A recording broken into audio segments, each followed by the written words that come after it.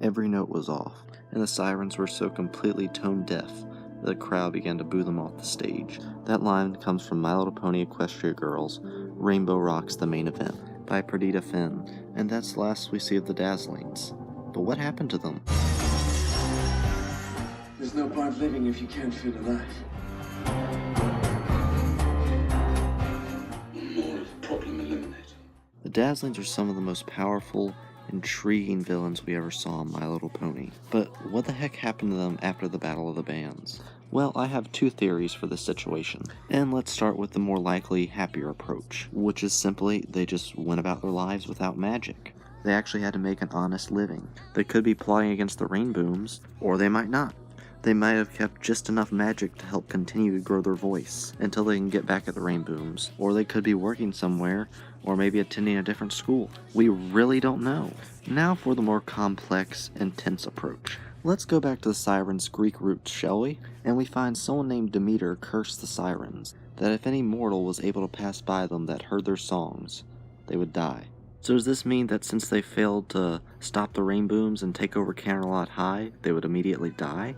Well, I find it highly unlikely, because if we switch over to the IDW Comics second, in Friendship is Magic number 3, we find Arya saying to Adagio that if they fail in Canterlot, they could be banished or worse. That or worse could mean immediate death, it could mean life in prison, we really don't know. But it is fully possible that they could have died. Remember, this is just a theory, so nothing's set in stone. But it may not have been lack of magic or a curse that made them die. Once again, going back to Greek mythology, the sirens were said to be cannibals, and that seemed to be the only thing they could eat. But it might not have been a choice, it might be the only thing they could actually consume. But there are flaws in this theory as well. Number 1 being, that's way too dark for a kid's show. And number 2 being, we know they don't only eat humans because it's Taco Tuesday! So obviously they eat regular food, unless they've only been eating human tacos. It's Taco Tuesday!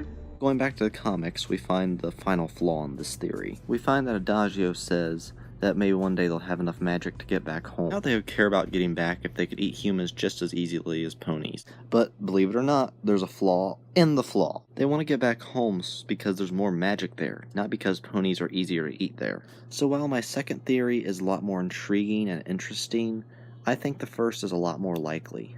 So I hope this was at least slightly insightful. I'm Fenrir the Dark Wolf, and don't forget to like and subscribe.